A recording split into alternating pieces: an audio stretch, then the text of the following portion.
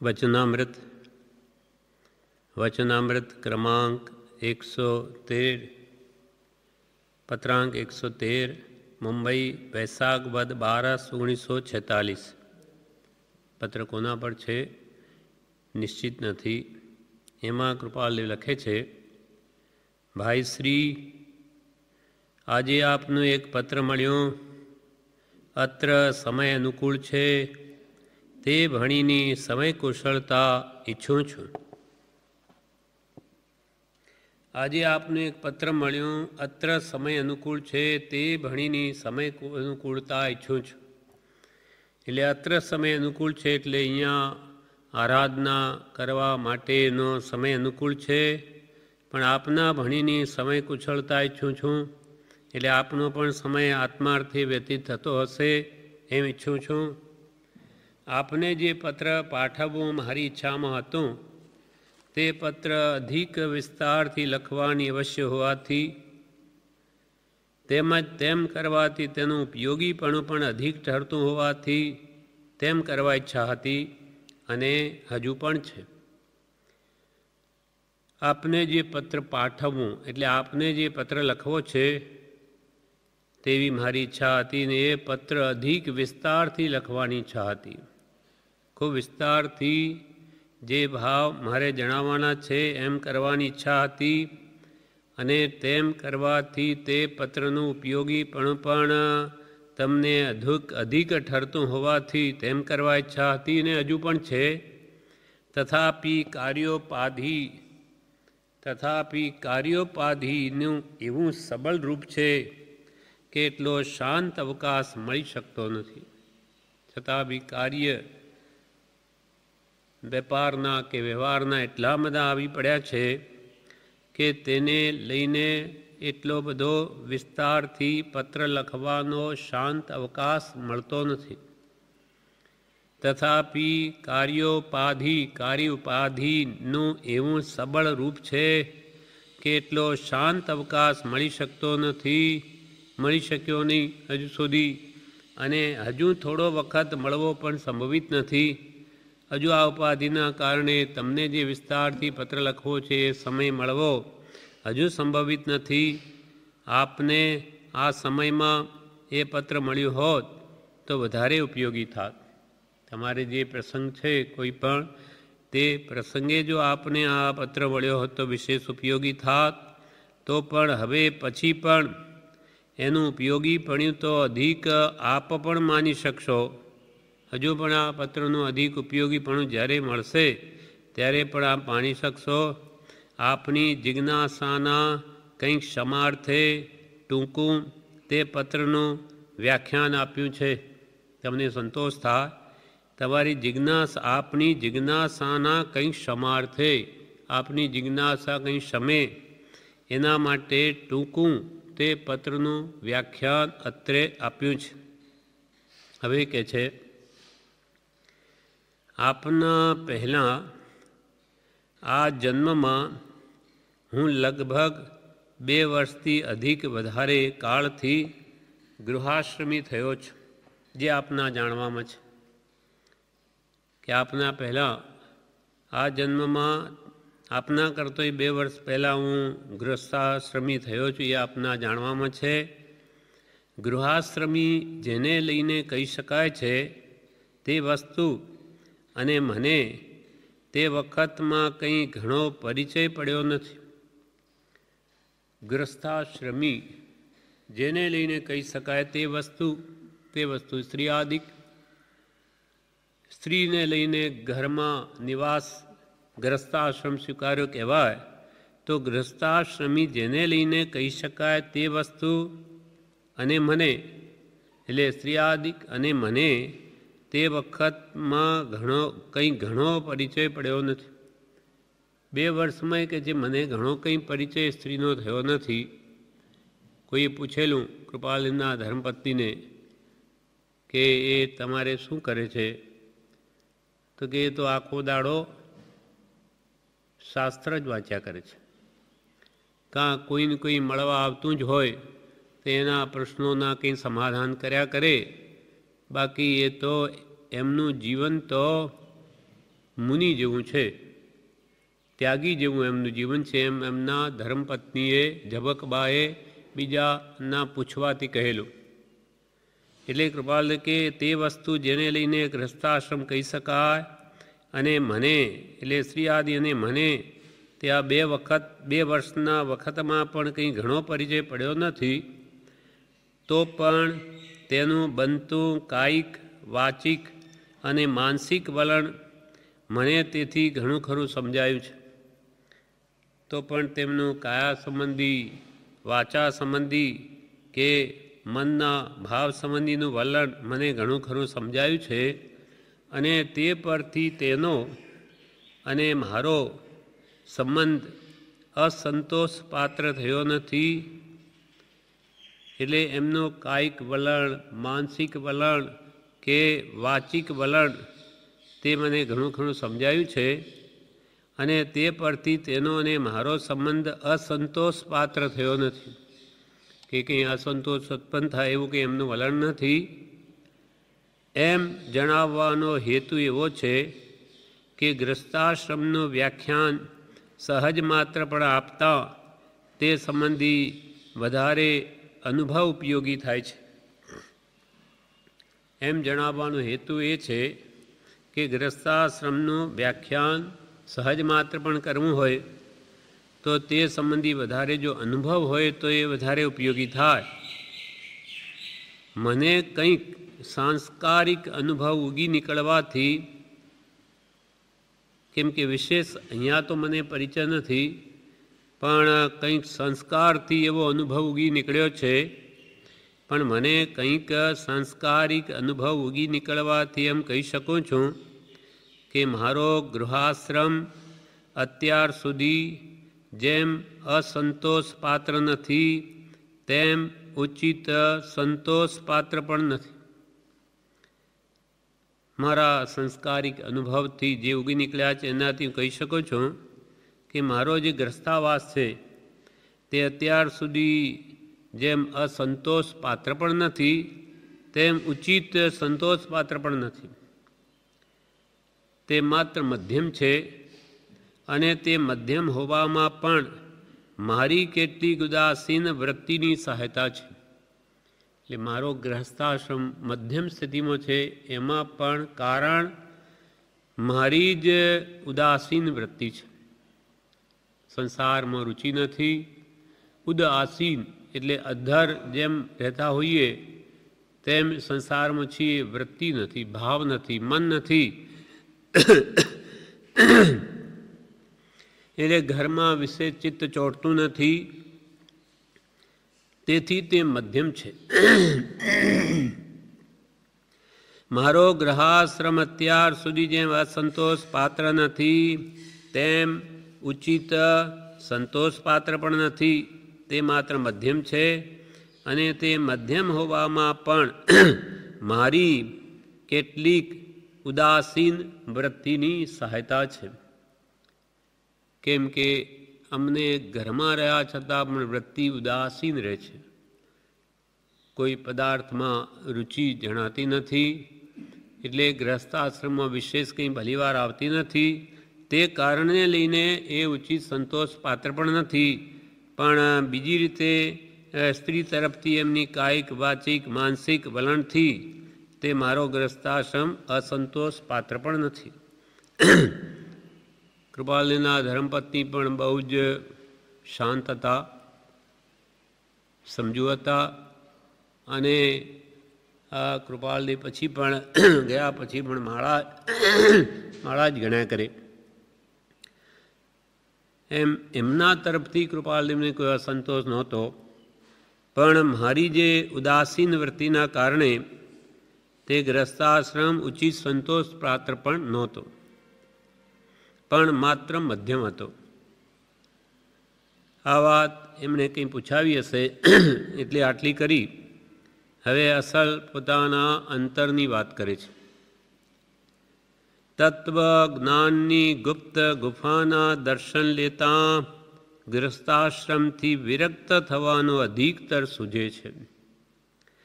તત્વજ્ઞાનની ગુફા એટલે તત્વજ્ઞાન, તત્વ 7 તત્વો છે, જીવ, અજીવ, આદિ, આશ્રવ, સમર, બંધ, મોક્ષ, નિર્જરા અને પુણ્ય પાપ લેત 9 પદાર્થ અથવા 9 તત્વો પણ કહેવાય. એનો ઊંડાણથી વિચાર કરવા જઈએ ત્યારે તો આ ગ્રસ્તાશ્રમથી વિરક્ત થવાના નો ભાવ જ અધિકૃત સૂજે છે. આ ગ્રસ્તાશ્રમને ત્યાગવાનો જ ભાવ સૂજે છે. તત્વજ્ઞાનની ગુપ્ત ગુફાના દર્શન લેતા, ગુપ્ત ગુફાના એટલે ગુફામાં જેમ આપણે ઊંડે જઈએ તેમ તત્વજ્ઞાનમાં ઊંડા ઉતરતા, જેમ જેમ સૂક્ષ્મ વિચારથી ઊંડો ઉતરું છું તેમ તેમ તમારા તત્વના ચમત્કારો મારા સ્વરૂપનો પ્રકાશ કરે છે. તમારા વચનમાં ઊંડો ઉતરું ને મારા સ્વરૂપનો પ્રકાશ થાય, મારા સ્વરૂપનું ભાન થાય, જ્ઞાન થાય. એમ તત્વજ્ઞાનની ગુપ્ત ગુફાના દર્શન લેતા ગ્રસ્તાશ્રમથી વિરક્ત થવાનું અધિકતર સૂજે છે. આ ગ્રસ્તાશ્રમ જેમ જેમ તત્વની ઊંડી વાતો વિચારીએ છીએ ત્યારે તો આ ગ્રસ્તાશ્રમથી અત્યંત વિરક્તિ આવે છે. વિરક્ત થવાનું અધિકતર સૂજે છે અને ખચિત તે તત્વજ્ઞાનનો વિવેક પણ આને ઉગ્યો હતો. તત્વજ્ઞાનનો વિવેક એટલે જળ ચેતન વિવેક, ભેદ જ્ઞાન, તે પણ આ આત્માને થયું હતું. ખચિત એટલે નક્કી, ખચિત તે તત્વજ્ઞાનનો વિવેક પણ આને ઉગ્યો હતો. હિતાહિતનું સંપૂર્ણ ભાન થયું હતું.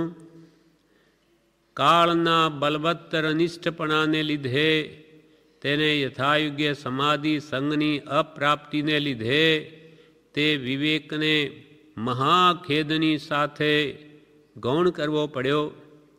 અને ખરે જો તેમ ન થઈ શક્યું હોત તો તેના એટલે કૌંસમાં આ પત્ર લેખકના જીવનનો અંત આવત. અમારે અંતરમાં તો ભેદજ્ઞાનને લઈને અત્યંત વિરક્ત ભાવ રહે છે, પણ કાળ બળવત્તર છે, અનિષ્ટ કાળ છે. આ કાળમાં રહેવાનું ઈચ્છવા યોગ્ય નથી એવો ભયંકર કાળ વર્તે છે, દુષ્મ કાળ છે. કાળના બળવત્તર અનિષ્ટપણાને લીધે તેને યથાયોગ્ય સમાધિ સંગની અપ્રાપ્તિને લીધે આવા ભયંકર કલયુગમાં કોની સાથે વાત કરવી એવો પણ કોઈ દેખાતો નથી. એક સૌભાગભાઈ મળ્યા ત્યારે એમને જાણે કંઈક વાત કરવાની જગ્યા મળી. બાકી આ કાળમાં એકાકી હોવાથી ઉદાસ એવો ભયંકર કલિકાલ વર્તે છે. એટલે આ આત્માને યથાયોગ્ય સમાધિ સંગની અપ્રાપ્તિને લીધે, સમાધિ સંગ આત્મા પરિણામની સ્વસ્થતાને શ્રી તીર્થંકર સમાધિ કહે છે. એ આત્મસમાધિમાં અમે સ્થિર રહી શકીએ એવા કોઈ યોગ જણાતા નથી. અને આવા કર્મના ભયંકર ઉદયથી આ ગ્રસ્તાશ્રમમાં રહેવું પડે છે. ત્યાં અનેક પ્રકારના વિક્ષેપને કારણે આત્મસમાધિમાં રહી શકાતું નથી. કાળના બળવત્તર અનિષ્ટપણાને લીધે, તેને યથાયોગ્ય સમાધિ સંગની અપ્રાપ્તિને લીધે, સમાધિ સંગની અપ્રાપ્તિ, આત્મસમાધિમાં જોઈએ તેમ રહી શકાતું નથી. તેની અપ્રાપ્તિને લીધે તે વિવેકને મહાખેદની સાથે ગૌણ કરવો પડ્યો. જે અંતરંગ આત્મદશા સ્વરૂપમાં રમણતા કરવાની છે, તે વિવેક હિતનું ભાન થયું કે આ સંસારમાં રહેવા યોગ્ય જ નથી, છતાં પણ કર્મના ઉદયને જોતાં એ ભોગવ્યા વગર છૂટકો નથી. માટે નિકાચિત બંધને ભોગવા માટે રહેવું પડે છે. રહેવું નથી પણ રહેવું પડે છે. એટલે જે આત્મદશા પ્રગટ થઈ છે તે વિવેકને મહાખેદની સાથે ગૌણ કરવો પડ્યો. અને ખરે જો તેમ નહીં થઈ શક્યું હોત તો તેના એટલે આ પત્ર લેખકના જીવનનો અંત આવત. જો અમે આત્મસમાધિ અને ગૌણ ન કરી શક્યા હોત તો અમે આ સંસારમાં રહી ન શકત, અર્થાત આ જીવનનો અંત આવત. કેમ કે ખેંચાતેણ થાય. જેમ કૃપાળની નિરંતર મૂળ આત્મસમાધિમાં રહેવાય છે તો ઘરનાને પણ ખોટું લાગે, અથવા કોઈની સાથે જેમ રેવા શંકરભાઈ સાથે ભાગીદારી હતી ત્યાં પણ એ જો આત્મધ્યાનમાં જ રહે કે એ કામ ન કરે તો પણ એમને ગમે નહીં એમ, અને વ્યવહારમાં બેઠા એટલે બધું કરવું પડે. એટલે આ એક બે ધારી તલવાર, શું કરવું ને શું ન કરવું. એટલે એવી જે દશા અંતરંગમાં મુનિ દશા અને બાહ્ય આવો ભયંકર ઉપાધિનો પ્રસંગ, તેમને એ કે છે અમે એને સમાવી શક્યા, ગૌણ કરી શક્યા ન હોત તો આ જીવનનો અંત આવત. કાળના બલવત્તર નિષ્ઠપણાને લીધે, તેને યથાયોગ્ય સમાધિ સંઘની અપ્રાપ્તિને લીધે તે વિવેકને એટલે ભેદ જ્ઞાનની ભાવનાને મહાખેદની સાથે ગૌણ કરવો પડ્યો. અને ખરે જો તેમ ન થઈ શક્યું હોત તો તેના એટલે આ પત્ર લેખકના જીવનનો અંત આવત. જે વિવેકને મહાખેદની સાથે ગૌણ કરવો પડ્યો છે તે વિવેકમાં જ ચિત્તવૃત્તિ પ્રસન્ન રહી જાય છે. અમારે કે આ ઉપાધિ પ્રસંગને લઈને એ મહાખેદની સાથે વિવેકને ગૌણ કરવો પડ્યો છે. અમને ગમતું નથી, કેમ કે તે વિવેકમાં જ ચિત્તવૃત્તિ પ્રસન્ન રહી જાય છે. એટલે જે વિવેક છે, હિતહિતનું ભાન છે, સ્વરૂપમાં રમણતા છે, જે વિવેક થયો છે, બસ તે આત્મ સ્વરૂપમાં રમણતા કરવામાં જ મનને તો સુખ લાગે છે. ચિત્તવૃત્તિની ત્યાં જ પ્રસન્નતા રહે છે, છતાં પણ એ આત્મધ્યાનને ગૌણ કરવું પડ્યું છે. તે વિવેકમાં જ ચિત્તવૃત્તિ પ્રસન્ન રહી જાય છે. બાહ્ય તેની પ્રાધાન્યતા નથી રાખી શકાતી, એ માટે અકથ્ય ખેદ થાય છે. અંતરંગે મુનિવરો, ભાવમાં ભાવથી મુનિપણું અને બાહ્ય આવી ઉપાધિ, અને તે પણ જેમ જેમ તે હડસે લીએ તેમ વધે ન ઘટે એક રંચ રે, ધન્ય રે દિવસ આ અહો. આવી ભયંકર ઉપાધિને અમે જેમ જેમ હડસેલીએ તેમ વધે, જેમ જેમ એને ઘટાડવાય છે તેમ વળી કર્મના ઉદય આવે, વળી એવા નિમિત્તો બને કે વધારે ઉપાધિ વધે. તો આવી સ્થિતિમાં બાહ્ય તેની એટલે ભેદજ્ઞાનની ભાવનાને પ્રાધાન્યતા નથી રાખી શકાતી. કેમ કે કંઈ કામ કરો ત્યાં ઉપયોગતા આપવો પડે, કંઈ આત્મધ્યાનમાં રહી શકાતું નથી. બાહ્ય તેની પ્રાધાન્યતા નથી રાખી શકાતી, એ માટે અકથ્ય ખેદ થાય છે. કથી ન શકાય, કહી ન શકાય એવો અંતરમાં ખેદ થાય છે. તથાપિ જ્યાં નિરૂપાયતા છે ત્યાં સહનતા સુખદાયક છે. જ્યાં ઉપાય જ નથી, આવા નિકાચિત બંધ બાંધીને આવ્યા અને જે ભોગવ્ય છૂટકો છે. ઋષિ કે પ્રભુ જ્યાં જશો ત્યાં કર્મ તો બે ડગલા આગળ ને આગળ જ છે, તમે અહીંયા ભોગવો આગળ ભોગવો. એટલે કૃપાલદેવને આ બધું ભોગવીને નિવૃત્ત થવું છે. આવું જાણવામાં આવેલું કે કૃપાલદેવને પહેલાં 7 પત્નીનો યોગ હતો, તો કે એકથી ચલાવીશું. એવી રીતે અત્યંત પુરુષાર્થ વડે જેટલા કર્મને જ્ઞાન ધ્યાનથી ખપાવી શકાય તેટલો તો ખપાવ્યા જ છે, પણ જ્યાં ઉપાય નથી ત્યારે આવું કરવું પડ્યું છે. એટલે કે તથાપિ જ્યાં નિરુપાયતા છે, ત્યાં ઉપાય જ નથી, ત્યાં સહનતા સુખદાયક છે. ત્યાં સહન કરવું, સહનશીલતા રાખવી, કેમ કે ઉપાય નથી. તથાપિ જ્યાં નિરુપાયતા છે ત્યાં સહનતા સુખદાયક છે, એમ માન્યતા હોવાથી મૌનતા છે. એમ માન્યતા એટલે અમારી એવી માન્યતા કે જે કર્મ ઉદયમાં આવે તેને ક્ષમતાએ ભોગવીને એથી નિવૃત્ત થવું, એવી અમારી માન્યતા હોવાથી મૌનતા છે. એટલે અમે મૌનપણે અંતરંગ આત્મદશાને ગૌણ કરી અને આ ઉપાધિમાં રહીએ છીએ.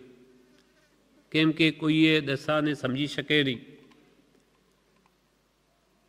કોઈ વાર સંગીઓ અને પ્રસંગીઓ તુચ્છ નિમિત્ત થઈ પડે છે. તે વેળા તે વિવેક પર કોઈ જાતનું આવરણ આવે છે ત્યારે આત્મા બહુ જ મૂંઝાય છે. કોઈ વેળા તો એવું બને, સંગીઓ એટલે કુટુંબીઓ અને પ્રસંગીઓ એટલે જે પ્રસંગમાં નવા લોકો વેપારના કારણે કે વ્યવહારના કારણે પ્રસંગમાં આવે. કોઈ વાર સંગીઓ અને પ્રસંગીઓ તે તુચ્છ નિમિત્ત થઈ પડે છે. તુચ્છ નિમિત્ત. જ્ઞાની પુરુષોને તો આત્મા સિવાય બધું સાવ તુચ્છ ભાસે છે. એને કોઈ જગતના કોઈ પણ નિમિત્તનું મહાત્મ્ય નથી. કૃપાલ કે આખું જગત સોનાનું થાય તો પણ અમને તૃણવત છે, તણખલા બરાબર લાગે. એટલે જગતના આ બધા પ્રસંગોમાં અજ્ઞાનીને મહાત્મ્ય છે, આપણને નથી. એમને એટલે કે આવા કોઈ તો સંગ પ્રસંગ આવી તુચ્છ વાતો કરે કે આવામાં બેસવું પડે, સાંભળવું પડે, કરવું પડે. તે વખતે વિવેક પર કોઈ જાતનું આવરણ આવે છે. આત્માની વિચારધારા કે જે આત્મદશા ઉપયોગની જાગૃતિ ઉપર એક જાતનું આવરણ આવે છે. કોઈ વાર સંગીઓ અને પ્રસંગીઓ તુચ્છ નિમિત્ત થઈ પડે છે. તે વેળા તે વિવેક પર કોઈ જાતનું આવરણ આવે છે ત્યારે આત્મા બહુ જ મૂંઝાય છે. ત્યારે અંતરમાં અત્યંત દુઃખ થાય છે. કેમ કે અંતરંગ આત્મદશા કેવી છે એના વિશે એક પત્રમાં પોતે વધારે સ્પષ્ટ કર્યું છે. તે 277મો પત્ર છે. એટલે 300 પાન ઉપર 277 પત્રમાં કૃપાલદેવ આ વાત જણાવે છે કે અંતરમાં એમને કોઈમાં રુચિ નથી. પત્રાંગ 277 ભવાણિયા ભાદ્રપદ વદ 7 1947 એમાં સૌભાગભાઈને લખે છે, ચિત્ત ઉદાસ રહે છે, કંઈ ગમતું નથી અને જે કંઈ ગમતું નથી તે જ બધું નજરે પડે છે. તે સંભળાય છે ત્યાં હવે શું કરવું? ચિત્ત ઉદાસ રહે છે. અંતરથી વૈરાગ્ય ભાવમાં ચિત્ત નિમગ્ન છે. કંઈ ગમતું નથી અને જે કંઈ ગમતું નથી તે જ બધું નજરે પડે છે. જગતમાં તો શું હોય? મોહને મોહ. અને આવા નિર્મોહી નરને આવા નિમિત્તો ગમે નહીં. અને જે કંઈ ગમતું નથી તે જ બધું નજરે પડે છે. તે જ સંભળાય છે ત્યાં હવે શું કરવું? મન કોઈ કાર્યમાં પ્રવૃત્તિ કરી શકતું નથી. મન કોઈ કાર્યમાં પ્રવૃત્તિ કરી શકતું નથી, જેથી પ્રત્યેક કાર્ય મૂલતવવા પડે છે. મન ક્યાંય સિદ્ધિ નથી પામતું એટલે પ્રત્યેક કાર્ય મૂલતવવા પડે છે. કાંઈ વાંચન, લેખન કે જન પરિચયમાં રુચિ આવતી નથી. આવા કામો છે એને લઈને વાંચનમાં કે લેખનમાં કે લોકોની સાથે પરિચય કરવામાં રુચિ આવતી નથી અને વાંચન લેખનમાં સ્થિરતા આવતી નથી. ચાલતા મતના પ્રકારની વાત કાને પડે છે કે હૃદયને વિશે મૃત્યુથી અધિક વેદના થાય છે. ચાલતા જે મત ધર્મના નામે જે ગચ્છમત ચાલી રહ્યા છે તેની વાત તો કાને પડે છે ત્યારે કે છે હૃદયને વિશે મૃત્યુથી પણ અધિક વેદના થાય છે. કેમ કે કૃપાળુદેવે ગાંધીજીને એકવાર કહેલું કે અમને કોઈ ચારે બાજુથી બરછીઓ ભોંકે, બરછીઓ તે અમારાથી સહન થાય, પણ આ જગતમાં ધર્મના નામે જે પાખંડ ચાલી રહ્યું છે તે બરછીઓ અમારાથી સહન થતી નથી. બિચારા આત્માર્થી જીવો જેને સત પામવું છે પણ આવા કુગુરુઓ એમને લૂંટી લે છે, એમને વિપરીત માર્ગે ચઢાવી દે, એ બરછી અમારાથી સહન થતી નથી. એટલે કેટલી એમને પર દયા છે કે જીવો બિચારા સતમાર્ગને પામાય છે ત્યાં કંઈને કે અવળે માર્ગે ચઢાવી અને કુગુરો એમનું જીવન લૂંટી લે છે, ભવો ભવ બગાડી નાખે છે. એ વાતો કે છે સંભળાય છે તો અમારાથી સહન થતું નથી. હવે બરછીઓ ભોકે તો સહન કરું, પણ આ અમારાથી સહન થતું નથી. એટલે કે છે મન કોઈ કાર્યમાં પ્રવૃત્તિ કરી શકતું નથી, જેથી પ્રત્યેક કાર્ય મુલતવમાં પડે છે. કાંઈ વાંચન લેખન કે જન પરિચયમાં રુચિ આવતી નથી. ચાલતા મતના પ્રકારની વાત કાને પડે છે કે હૃદયને વિશે મૃત્યુથી અધિક વેદના થાય છે. સ્થિતિ કાં તમે જાણો છો, કાં સ્થિતિ વીતી ગઈ છે તે જાણે છે અને હરી જાણે છે. કે અમારી અંતરંગ આત્મદશા કેવી છે તે સૌભાગભાઈને કે કાં તો તમે જાણો છો, કાં અમારામાં બીતી રહી છે તે અમે જાણીએ, કાં હરી જાણે, કાં પરમાત્મા જાણે છે. એવી એમની અંતરંગ આત્મદશા છે. બિલકુલ રુચિ આવતી નથી, છતાં ઉદયાધીન વિચરે ઉદય પ્રયોગ છતાં આવું કરવું પડે છે. તે વેળા તે વિવેક પર કઈ જાતનું આવરણ આવે છે ત્યારે આત્મા મૂંઝાય છે. ફરી એ જ વાત એ સંબંધી 305 પાન ઉપર વાત કરે છે. પત્રાંક 292માં જણાવે છે, કુટુંબાદિક સંગ વિશે લખ્યું તે ખરું છે. તેમાં પણ આ કાળમાં એવા સંગમાં જીવે સમપણે પરિણમવું એ મહાવિકટ છે. અને જેઓ એટલું છતાં પણ સમપણે પરિણમે તે નિકટ ભવિ જીવ જાણીએ છે. કુટુંબાદિક સંગ વિશે તમે લખ્યું તે કહે છે ખરી વાત છે. એટલે કુટુંબમાં રહીને આ કાળમાં સમપણે પરિણમવું, સમતા ભાવ રાખવો એ બહુ વિકટ છે. કુટુંબાદિક સંઘ વિશે લખ્યું તે ખરું છે. તેમાં પણ આ કાળમાં એવા સંઘમાં, કુટુંબીયના સંઘમાં રહીને જીવે સમપણે પરિણમવું, સમતા ભાવ રાખવો એ મહાવિકટ છે. અને જેઓ એટલું છતાં પણ સમપણે પરિણમે તે નિકટ ભવિ જીવ જાણીએ છે. એટલે જે આવા રાગ દ્વેષના પ્રબળ નિમિત્તોમાં પણ રહીને જે રાગદ્વેષ ન કરે, સંભાવ રાખે, તે તો કે નિકટ ભવિ જીવ જાણીએ છે. સમ્યક દ્રષ્ટિ મહાત્માઓ જ આવી રીતે ત્યાં રહેતા અલિપ્ત રહી શકે, બાકી ભલભલા ભાન ભૂલી જાય. કૃપાલદેવ જેવા હતા મોહમયી એવી મુંબઈ નગરીમાં રહીને મોહરાજાને મારવો એ કંઈ સહેલી વાત નથી, અતિ દુષ્કર છે. છતાં પણ અનેક ભાવની જેની આરાધના હોવાથી કૃપાલદેવ જેવા જ કરી શકે. એમ અહીંયા કે છે કોઈ વાર સંગીઓને પ્રસંગીઓ તુચ્છ નિમિત્ત થઈ પડે છે. તે વેળા તે વિવેક પર કોઈ જાતનું આવરણ આવે છે ત્યારે આત્મા બહુ મૂંઝાય છે. જીવન રહિત થવાની, દેહ ત્યાગ કરવાની દુઃખ સ્થિતિ કરતાં તે વેળા ભયંકર સ્થિતિ થઈ પડે છે. દેહ ત્યાગ કરતાં જે પીડા હોય કે દેહ ત્યાગ કરવાના સમયે જે દુઃખ સ્થિતિ હોય તેના કરતાં પણ અમારી તે વેળા ભયંકર સ્થિતિ થઈ પડે છે. આવા તુચ્છ નિમિત્તો લોકો આવીને વાતો કરે, સાંભળવી પડે કે કંઈ કરવું પડે વ્યવહારમાં, તે કહે છે મરણ કરતાં પણ અમને વધારે દુઃખરૂપ લાગે છે. પણ એવું ઝાઝો વખત રહેતું નથી.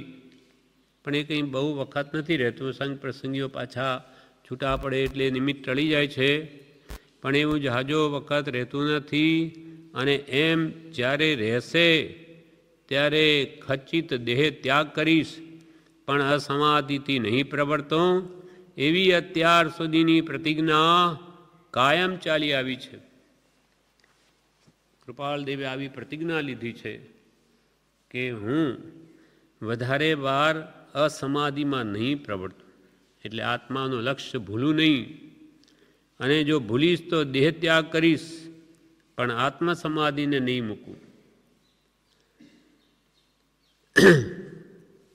પણ એમ જ્યારે રહેશે, એટલે કે જે ભયંકર સ્થિતિ અમારી થઈ પડે, આત્મ ઉપયોગ વિશેષ રહી ન શકે, ત્યારે ખચિત દેહત્યાગ કરીશ, અર્થાત નક્કી દેહત્યાગ કરીશ એટલે આવી આત્મજાગૃતિ રાખીશ જ, પણ અસમાધિથી નહીં પ્રવર્તું.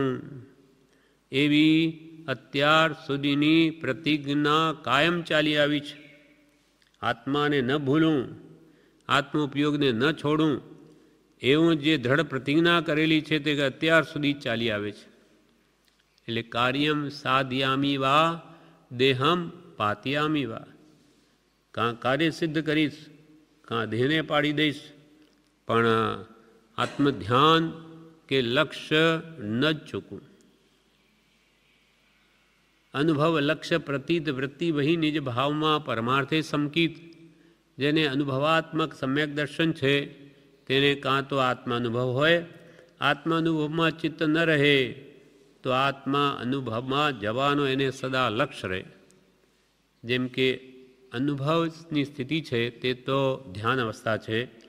જ્યારે આત્માને આવા વ્યવહાર કે વેપારના કાર્યો કરવા પડે ત્યારે તો લક્ષ્ય ત્યાં આપવો પડે, છતાં મનમાં કે આ કાર્ય ક્યારે પૂરું થાય ને ક્યારે હું મારા આત્મધ્યાનમાં લીન થાઉં, એવી સહજ ભાવના હોય છે, લક્ષ્ય હોય છે. અનુભવ લક્ષ્ય, અનુભવ ન હોય તો લક્ષ્ય હોય. કાં પ્રતીત, પ્રતીત એટલે શ્રદ્ધા, હું દેહ નહીં પણ આત્મા જ છું, એવી પ્રતીતિ તો એમને ઊંઘમાં પણ ન જાય. ઊંઘમાં પણ હું આત્મા નથી એમ ન થા, હું દેહથી ભિન્ન આત્મા જ છું. એટલે અનુભવ લક્ષ્ય પ્રતીત, કેમ કે વૃત્તિ ભાઈ નિજ ભાવમાં, વૃત્તિ પોતાના આત્મભાવમાં વહેલી છે. પરમાર્થે સમકિત, જેને પરમાર્થ સમકિત થયું હોય તેની આવી દશા હોય. એટલે એવું ઝાઝો વખત રહેતું નથી, અને જેમ એને એમ જ્યારે રહેશે ત્યારે ખચિત એટલે નક્કી દેહ ત્યાગ કરીશ, અર્થાત દેહ ત્યાગ કરીશ એટલે આવી આત્મજાગૃતિ રાખીશ જ, પણ અસમાધિથી નહીં પ્રવર્તું. એવી અત્યાર સુધીની પ્રતિજ્ઞા કાયમ ચાલી આવી છે. આવી પ્રતિજ્ઞા કોઈ વિરલા જ લઈ શકે. આ સંબંધી પૂજ્યશ્રીએ વિવેચન કરેલું છે, તે સંક્ષેપમાં છે તે વાંચીએ છીએ. બોધામૃત ભાગ 2માં પાન 22 પત્રાંક 113નું વિવેચન. અંતરંગમાં જે નિર્ઘણત દશા છે તે બાહ્યમાં રાખી શકાતી નથી. કૃપાળદેવને અંતરંગમાં તો નિર્ઘણત દશા છે. અંતરંગી મુનિવરો ભાવમુનિ છે. અંતરંગમાં જે નિર્ગ્રંથ નિહિ ગ્રંથ, ગ્રંથિ એટલે ગાંઠ, જેની અજ્ઞાનરૂપી ગ્રંથિ એટલે ગાંઠ ગળી ગઈ અને સમ્યક દર્શન થયું છે, એવા કૃપાળુ દેવની અંતરંગમાં તો નિર્ગ્રંથ દશા છે. અંતરંગમાં જે નિર્ગ્રંથ દશા છે તે બાહ્યમાં રાખી શકાતી નથી. વ્યવહારમાં બેઠા છીએ ત્યાં મુનિપણાનું વર્તન કરે તો બીજા જીવો કૃપાળદેવના નિમિત્તે કર્મ બાંધે કે આવું વળી શું, કંઈ કરતા નથી, એમ કેમ ઘર ચાલે, એમ એમના નિમિત્તે કોઈ કર્મ પણ બાંધે.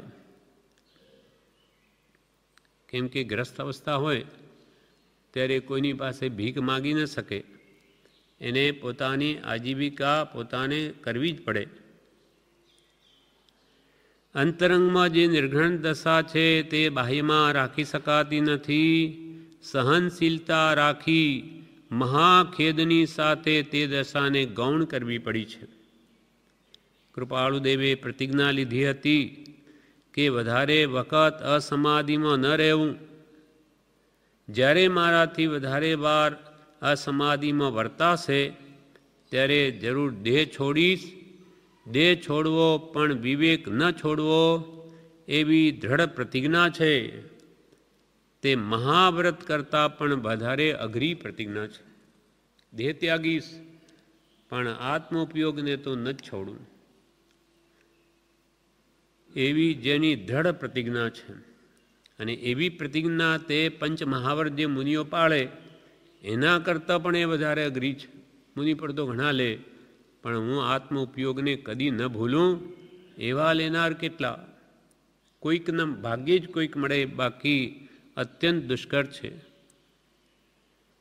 એવી દ્રઢ પ્રતિજ્ઞા છે તે મહાવ્રત કરતાં પણ વધારે અઘરી પ્રતિજ્ઞા છે. દેહ ત્યાગ કરવો સારો, પણ અસમાધિમાં ન રહેવું. જ્યાં સુધી ક્ષાયિક સંકિત ન થાય ત્યાં સુધી એવું થાય. ક્ષાયિક સંકિત થઈ ગયા પછી તો દર્શન મોહનો સંપૂર્ણ નાશ થઈ જાય છે. પછી તો એમને કોઈ કાળે હું આત્મા નથી, દેહ છું એવો ભાવ જ ન ઉપજે. પણ એ મિથ્યાત્વ મોહનીના મિથ્યાત્મની મિશ્ર મોહની સંકિત મોહની એ દર્શન મોહનીય કર્મની ત્રણેય પ્રકૃતિઓનો સંપૂર્ણ જળ મૂળથી ક્ષય થાય ત્યારે જ ક્ષાયક સમ્યક દર્શન પ્રગટે છે. એ જ્યાં સુધી નહીં થાય ત્યાં સુધી એવું થાય. જ્યાં સુધી ક્ષાયક સંકિત ન થાય ત્યાં સુધી એવું થાય. એવી પ્રતિજ્ઞા નિર્વાહવી આ કાળમાં સાધુને પણ કઠણ પડે તે એમણે પાડી હતી. આવી પ્રતિજ્ઞા કે હું આત્મ સ્વરૂપને કદી ન ભૂલું, પરમાં રમણતા ન જ કરું, આવું તો કે છે આ કાળમાં સાધુને પણ કરવું કઠણ પડે આ કાળમાં, તે એમણે પાડી હતી. અર્થાત આવી અંતરંગમાં નિર્ગ્રંથ દશા હતી. એટલે કુંદકુંદાચાર્ય ભગવંતે એમ લખ્યું છે કે જે ગ્રસ્તાવાસમાં છે પણ નિર્મોહી થઈ છે તો તે મુનિ છે, અને જે બાહ્ય વેશે મુનિ છે પણ નિર્ગ્રંથ દશા નથી તો તે મુનિ નથી પણ ગ્રસ્ત છે.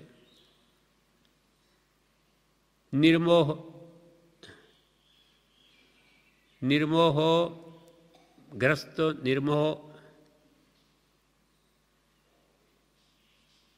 એટલે મુનિ ભાવથી મુનિ હોય તે જ યથાર્થ દશા છે. બહારથી કંઈ વેશ ધારણ કરવા માત્રથી મુનિપણું આવી જતું નથી. મુનિપણું એ અંતર આત્માની દશા છે, અને એ જેને આવી તે જ ખરા મુનિ છે. અને આત્મજ્ઞાન વગેરે દશા આવતી નથી. અને જ્યાં આત્મજ્ઞાન છે ત્યાં કે છે ખરેખર મુનિપણું છે. આત્મજ્ઞાન ત્યાં મુનિપણું તે સાચા ગુરુ હોય, બાકી કુલ ગુરુ કલ્પના આત્માર્થી નહીં જોય. આત્મજ્ઞાન છે તે સાચા મુનિ છે, અને એના વગરનો આત્મજ્ઞાન ત્યાં તે સાચા ગુરુ હોય. બાકી કુલ ગુરુ આપણા જે હોય, પરંપરાથી ચાલ્યા આવતા કોઈ ગુરુ હોય આપણા કુલ મતના પક્ષના, પણ એને ગુરુ આત્માર્થી કરીને જોય. પણ ગુરુ જ્ઞાની છે કે નહીં? આત્મજ્ઞાન પામેલા છે તો મારા ગુરુ, અને આત્મજ્ઞાન જ નથી તો એ મારા ગુરુ નહીં. એટલે દેવ આપણા કોણ અને ગુરુ કોણ? તો કે દેવેશુ દેવોસ્તુ નિરંજનો મેં. દેવોમાં પણ મારા દેવ કયા? દેવંદરમાં આપણે બોલીએ છીએ દેવેશુ દેવોસ્તુ. દેવો તો જગતમાં ઘણા છે કહેવાતા, પણ એમાંય મારા દેવ તો કોણ? દેવેશુ દેવોસ્તુ નિરંજનો મેં. નિરંજન, જેને કર્મરૂપી કાલીમાનો સર્વથા નાશ કરી દીધો અને નિરંજન પરમાત્મા બની ગયા એવા વિતરાગ સર્વજ્ઞ ભગવાન તીર્થંકરો એ મારા દેવ તત્વ છે. વિતરાગ સમો દેવો ન ભૂતો ન ભવિષ્યતિ. કોઈ કાળમાં વિતરાગ જેવો કોઈ દેવ થયો નથી ને થશે નહીં. એટલે દેવેશુ દેવસ્તુ નિરંજનો મેં. અને મારા ગુરુ કોણ? ગુરુર ગુરુ સ્વસ્તુ દમી શમી મેં. ગુરુઓ તો ઘણા છે જગતમાં, પણ મારા ગુરુ કોણ? ગુરુ ગુરુસ્તુ દમી શમી. દમી ને સમી એ મારા ગુરુ. દમી એટલે ઇન્દ્રિયોનું જેને દમન કરી દીધું, ઇન્દ્રિયોને દમી નાખી, વશ કરી લીધી, જીતેન્દ્રિય થયા. અને શમી એટલે જેના કષાયો શમાઈ ગયા. આવા નિષ્કષાય કે નિર્વિષય અથવા જીતેન્દ્રિય એ જ મારા ગુરુ છે. એ સિવાય બીજા મારા કોઈ ગુરુ નહીં. દેવેષુ દેવોસ્તુ નિરંજનો મે ગુરુર્ગુરુસ્વસ્તુ દમી શમી મે ધર્મેષુ ધર્મોસ્તુ દયા પરો મે ધર્મેષુ ધર્મોસ્તુ ધર્મ તો જગતમાં ઘણા છે પણ એ ધર્મેષુ ધર્મોસ્તુ દયા પરો મે જેમાં દયા પરો છે પરો એટલે શ્રેષ્ઠ દયાનું વર્ણન છે સૂક્ષ્મ દયાનું તે મે એટલે તે જ ધર્મ મારો બીજો નહીં ધર્મેષુ ધર્મોસ્તુ દયા પરો મે ત્રિણ્યેવ તત્વાની આપણે ભગવાન પાસે એવી ભાવના કરીએ છીએ કે આ ત્રિણ્યેવ તત્વાની આ ત્રણ તત્વો ત્રિણ્યેવ તત્વાની ભવે ભવે મેં હે ભગવાન જ્યાં સુધી મુક્તિને ન પામું ત્યાં સુધી મારે જે જે નવા નવા ભવ ધારણ કરવા પડે તે ભવે ભવે મેં આ બધા ભવો ભવમાં મને આ ત્રણ તત્વો મળ્યા કરજો સાચા દેવ અરિહંત સાચા ગુરુ નિર્ગ્રંથ અને સાચો ધર્મ કેવલી પ્રરૂપિત દયા મૂળ અહિંસા પરમો ધર્મ મને જ્યાં જ્યાં જન્મું ત્યાં ત્રણેય તો હોજો જ એવી આપણે ભાવના ભાવીએ છીએ કેમ કે જે કંઈ પણ આજે આ સ્થિતિ પ્રાપ્ત છે તે પણ પૂર્વે કરેલી ભાવનાનું જ ફળ છે ધર્મેષુ ધર્મોસ્તુ દયા પરો મે ત્રિણ્યેવ તત્વાની ભવે ભવે મે આ ભવમાં નહીં મને ભવો ભવમાં આ ત્રણ તત્વની પ્રાપ્તિ હોજો અને ત્રણેય તત્વની શ્રદ્ધામાં જ વ્યવહાર સમ્યક દર્શન રહેલું છે સાચા દેવ અરિહંત સાચા ગુરુ નિર્ગ્રંથ સાચો ધર્મ કેવલી પ્રરૂપિત અહિંસા પરમો ધર્મ એની શ્રદ્ધામાં સમકિત એમણે જે કહ્યું તે જ મને માન્ય એવી જે શ્રદ્ધા કરે તેને વ્યવહાર સમકિત કહ્યું છે અને જે નિશ્ચય સમ્યક દર્શનનું કારણ બને છે એટલે અહીંયા આ પત્ર પૂરો થયો